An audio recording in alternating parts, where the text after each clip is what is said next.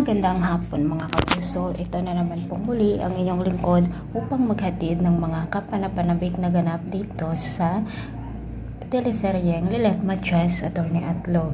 Nagkita-kita nga ang tatlo na sina Lilet, Patricia at Meredith sa ospital na kung saan ay nakuma nga po itong si Ramir at sinabi nga ni Patricia na babae ni Ramir si Meredith, ngunit sinabi naman ni Meredith na hindi niya ito babae.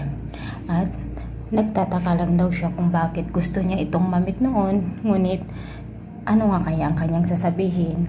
Kasi nga hindi na niya nasabi ito dahil sa nangyari ito pagkakoma nito. Samantala, paulit-ulit nga naman ang mga tinatanong ni Lilet kay Chato dahil nga sa aburido ito dahil sa nangyari kay Ramir, lalo pat ipinagtatabuyan siya ni Patricia kapag bumibisita siya dito sa ospital.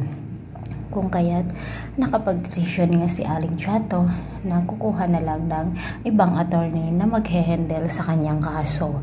At ngayon nga po ay magaganap ang ikalawang hearing na kung saan nga po ay dito na ipapahayag ni Aling Chato ang kanyang testimony na hindi niya pinatay itong si Carding.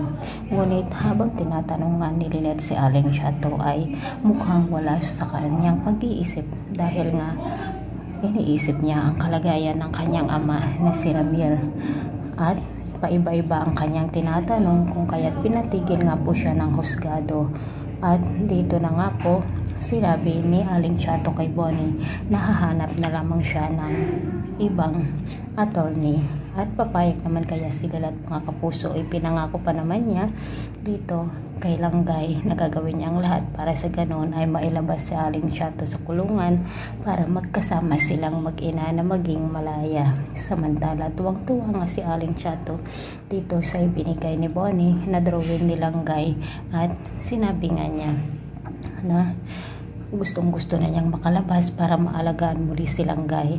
Ngunit dahil nga sa nangyayari kay Lilet ay nawalan na nga si Aling Chato ng pag-asa na matutulungan niya ito. Sino kaya ang magiging abogado ni Aling Chato ngayon? Si Bonnie kaya mga kapuso?